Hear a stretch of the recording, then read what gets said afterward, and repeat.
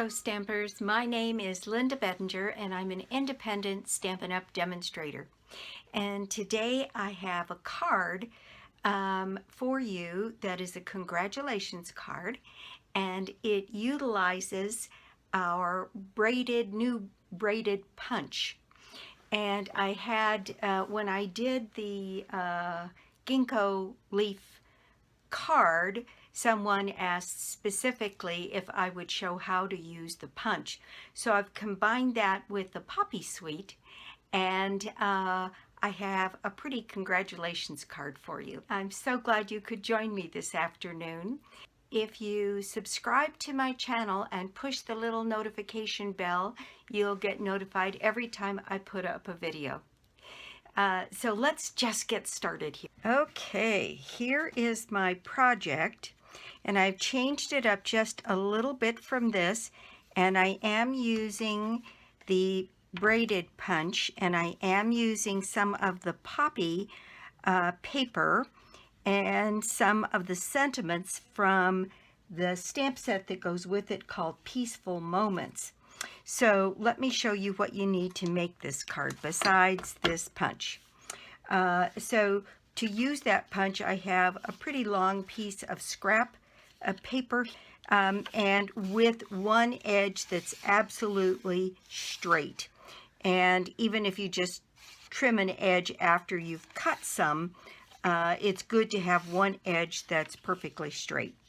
Then I have a piece of Whisper White that's 8.5 by 5.5, scored and folded at 4 1/4.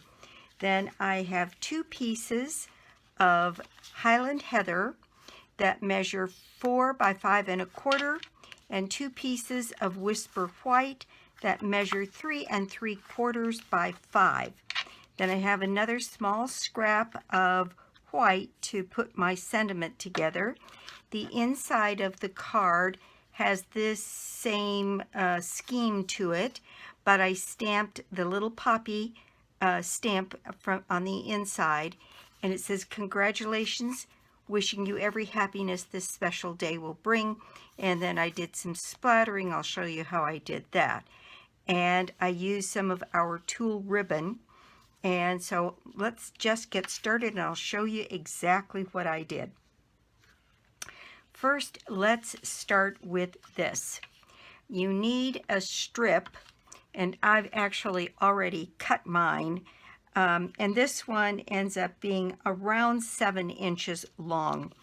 And what I'd encourage you to do is, since we only need a piece that's 7 inches, that I'm going to start fairly far over this way, and I'll show you why in a minute. And I'm going to stand to do this because I find this punch does better when I put a lot of pressure on it.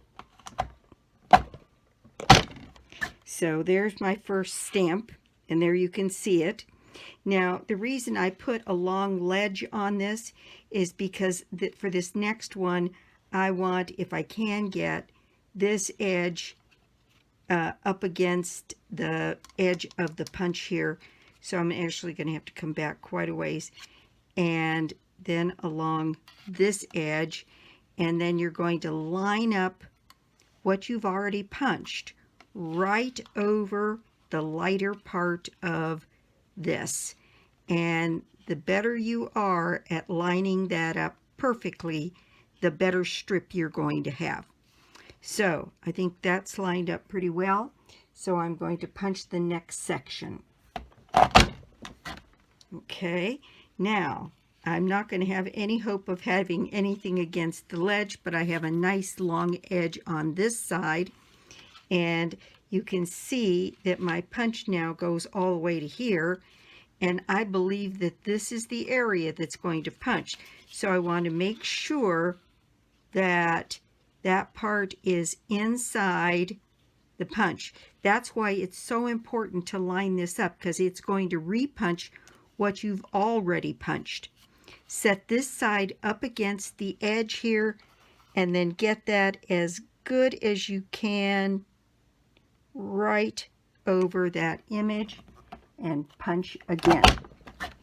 Now, in this case, because we're only doing little bits at a time, I'm going to end up having to punch 4 or 5 times. So the lining up on this is absolutely crucial, since you're going to have to punch multiple times. And you want to make sure that you're as close to that image as possible, or you're going to get areas that aren't punched. They'll be off a little. Okay, so let's see what we've got here. If I wanted 7 inches, I got to punch 1 more time. So I'm just going to line this up 1 more time, putting this edge up against the punch edge.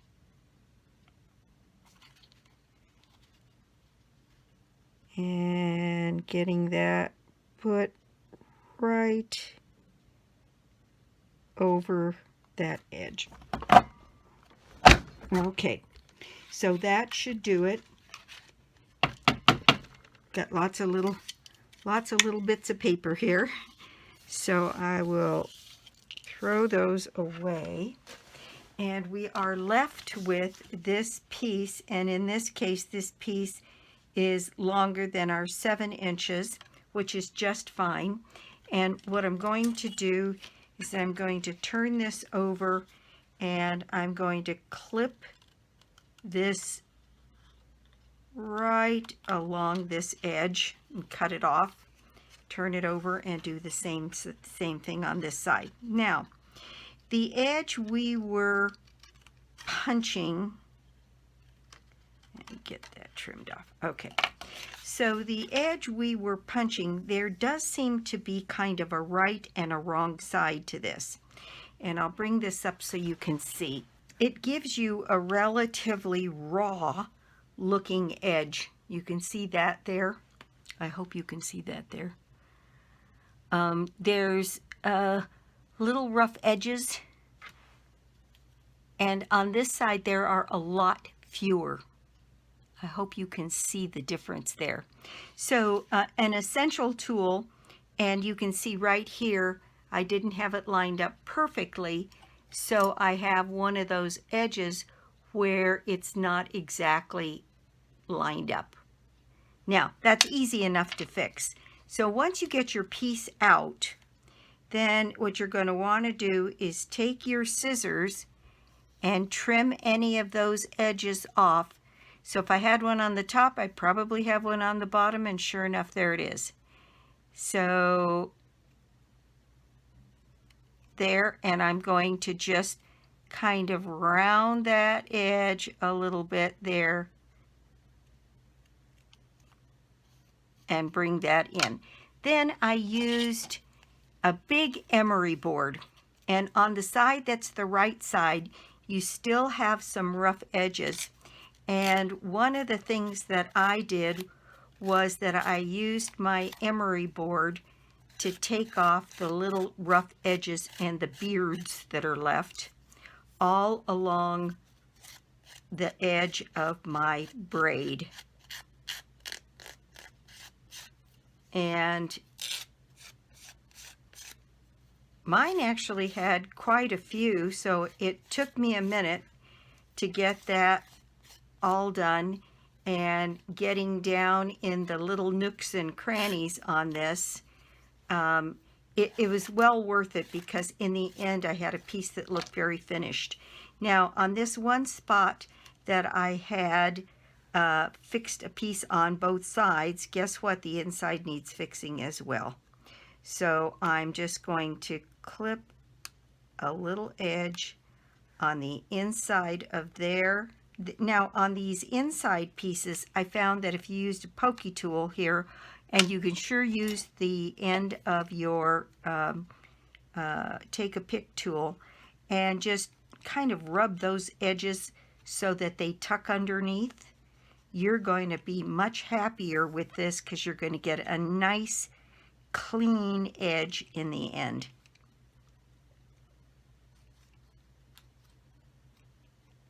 And I found that just doing those few little things made an enormous difference in how clean this cut looks in the end. And you can see I've got little fuzzes here, that I've taken off. You can spend a little bit of time kind of cleaning up the edges there, and I've already finished doing that to this piece that I have here. Now, we are going to do a lot of our setup here on the front of this card. And I have my tulle ribbon, and all I did was use my tweezers to pull some ribbon through the lattice work here. And I knew I needed a piece that was at least as long as my my braid, and I left it a little generous from there. And that's because one of the things that I've learned since I made this one is that this ribbon is pulled too tight. You can't really see the beautiful tulle ribbon there, and this is more the look I was going for. So in order to be able to do that, I have to be careful that my ribbon doesn't get twisted as I'm putting it through. So I can reach up once I've got it in the direction I want it to be, pull it through, and then instead of pulling it tight, just a little bit so that I get the full benefit of being able to see that pretty ribbon there. On the way coming back, I don't care as much because that's not going to show, but I do want my ribbon not to get turned and twisted if I can avoid it, because it will not set right for the next piece down. So here we are for the next piece, and I will speed this part of the video up because I think you get the idea, and I'll be right back.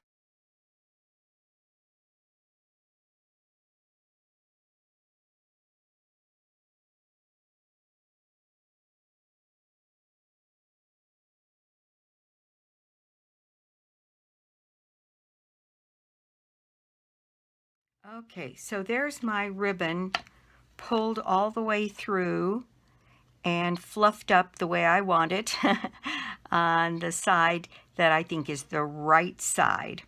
Now, this piece of paper is going to go on this assembly here. So I think these two pieces have to go together first.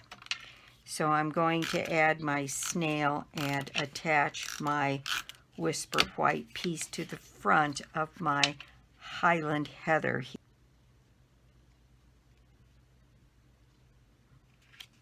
There we go.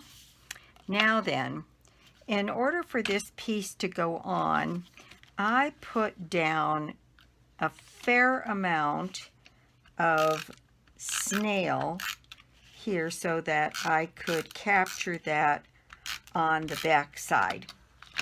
And this is, I'm going to bring out my Pierce mat because that's a lot of glue. So this is my right side. So I want this to go down on here, and I'm going to move it a little further over to the edge than I did on this original one. I think it'll look better. And what I'm going to do is see if I can capture this.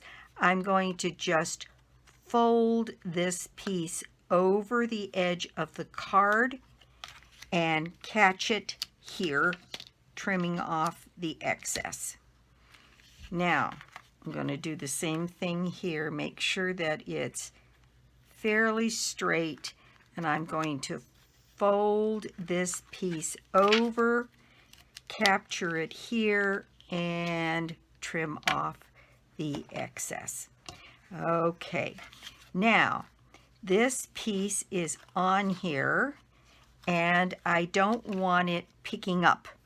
So I'm going to set a few glue dots down the page underneath the ribbon assembly, and I'm going to do that by flipping these glue dots over on their side because I don't have a lot of space, but it seems like right under that little piece there would be good to get that stuck down. And I think I will add 3 of these. So right again, let's see if we can get away with 2. The right number is however many that makes your card look good. I do think I'm going to add a 3rd one. That one feels a little spongy. So I'm going to add a 3rd one right under here. And there we go. Now, that feels to me like that's down and secure. Now, this piece of paper I cut 2 3/4 by 5 so that it would fit on this piece of paper with just the tiniest bit of margin. I just felt like this one had too many white spaces in between, so I wanted this to more fully cover. And in fact, I thought about even tucking this end underneath here, but it would have to be a little bit wider because that's too big a border on that side. So I'm going to go ahead and put my snail. I'm not going to raise this panel because we've got lots of stuff going on this already. And I'm going to make sure that I get just a little border at the top, I mean on either side, and that this goes from the top all the way down to the bottom of my paper, my panel.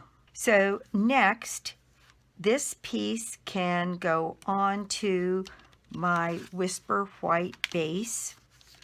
So I'm going to, now, because this is so thick here, what I'm going to do is I'm going to add a little bit of Tombow in these corners.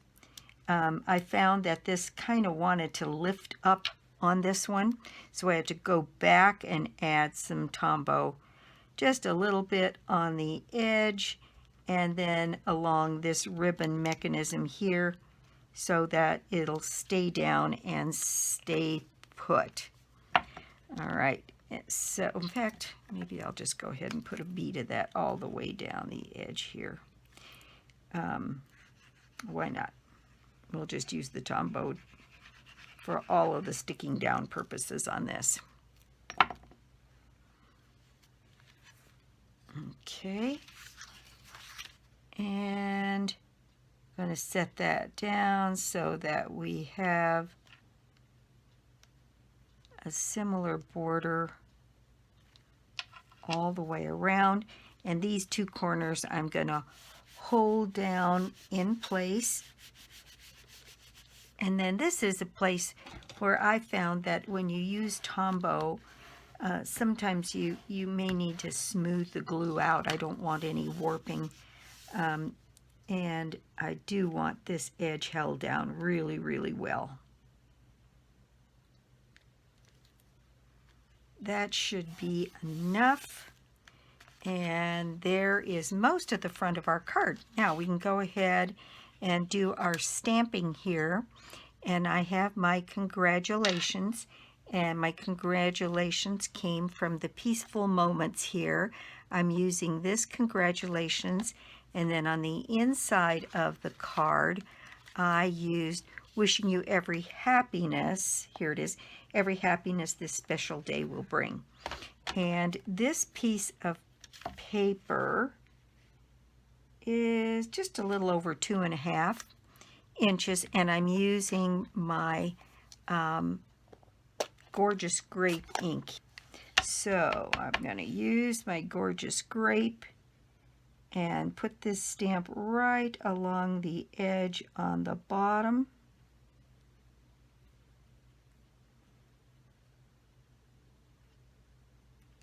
There we go. And then I'm just going to use my little mini trimmer here to trim this piece off. I think that will do. perfect. All right, now this one edge is just a little bit longer, so I'm going to just trim off that edge as well. And there's my congratulations sentiment for the outside of the card. All right, now I'm going to add just a couple of dimensionals to the back of this. This is the only part on this card that is raised on the front, because this has got so much dimension on it, I didn't think it needed anything more. So I'm going to go ahead and place my congratulations, and I'm just going to center it on this little panel on the bottom, and there we go. Show a little bit of the green below it. And then let's see, we have stamping to do on the inside and some more work to do there. All right, so for that I'm going to bring out a little bit of scratch paper, and I'm going to do my stamping on that one.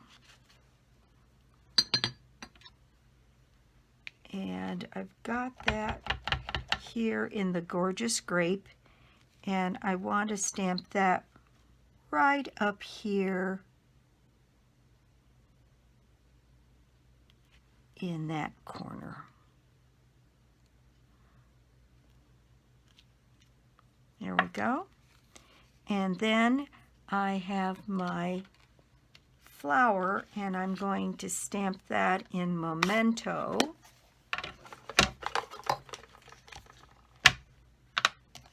And get that put in place at the bottom of my card. And this one, I think I'll have the stems go off the bottom. On the first one, I put the whole flower, including the stem bottoms, on. Okay, there we go. Now I have my light and dark Highland Heather blends, and that's what I'm going to use to color my flower. I'm using the light to kind of go over everything first.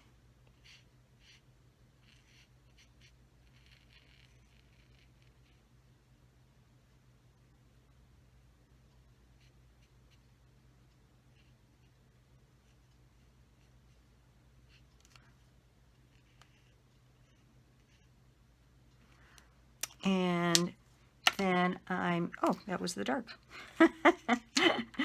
Then I'm going to use the light to see if I can't lighten up the top of that poppy. There we go. And then I used my old olive to color in the stem and the leaf.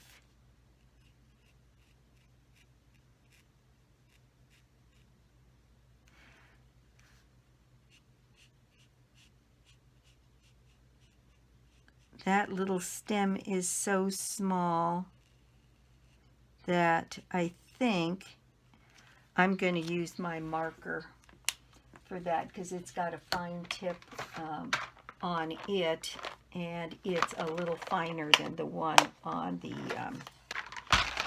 blend.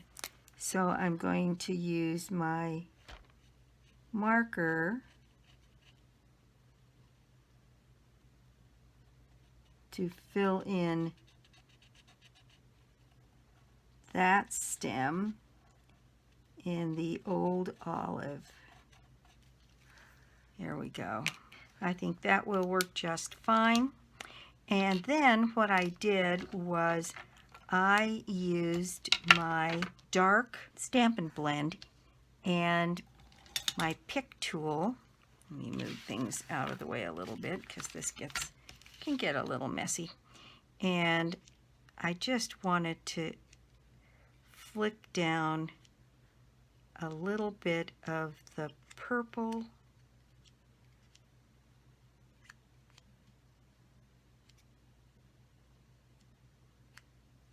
And then I also used a little bit, because on the front we have the poppy color, Poppy Parade. So I also wanted to flick down a little bit of the Poppy Parade on the inside here to give it a little something different to decorate that with. And I could even do a little bit of the old olive. See if I can get that to work. It wasn't behaving this morning, so we'll have to see if it's up to the task now. So I'm going to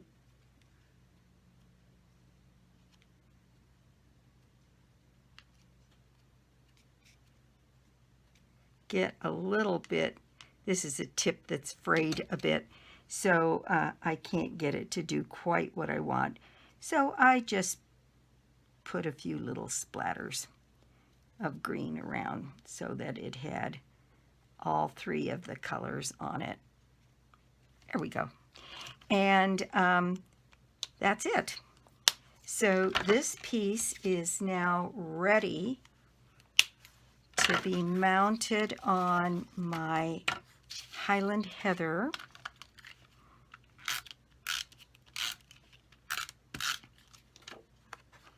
And put that in place, and then put that on the inside of my card.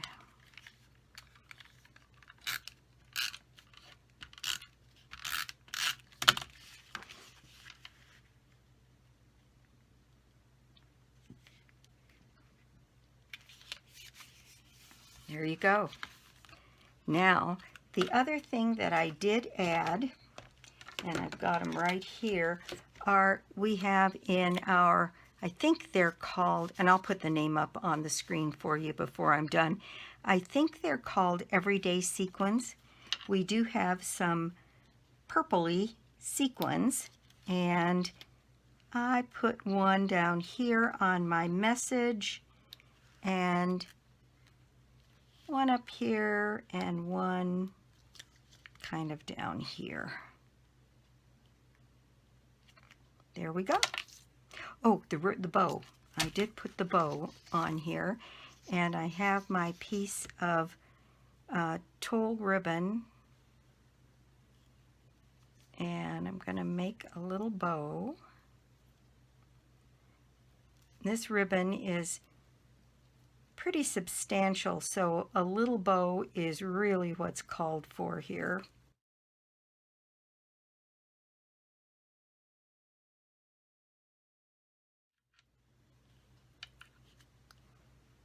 Okay, so there we go, and then just clip off my tails,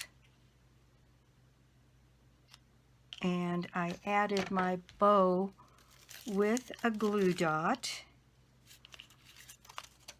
Just put the back of my bow right on the glue dot, pick it up, and I put my bow right down in here, right next to the message, and running across to where the ribbon ran through the braid.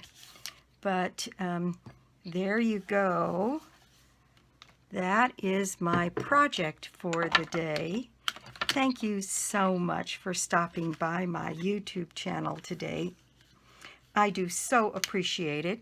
And if you don't already have a Stampin' Up! Demonstrator, I'd love to be your demonstrator. And or you could join my team. I've had several people express interest and a couple of people join, and I am looking to grow my team. So if you'd like to talk about it, my telephone number is always listed below the video, and happy to talk to anybody about joining and what's involved. And like I said, that's it for me today. My prize job for January is a bundle of your choice out of the new mini catalog. And to get yourself in my drawing, all you have to do is put an order on my site, lbedinger.stampinup.net, or you can get to it through my blog, www.inkingenuity.com. Subscribe to the channel, and if you push the little bell, then you'll be notified every time I put up a video. Thanks a lot, and I'll be back soon with more cards, more projects, and more tips. Bye!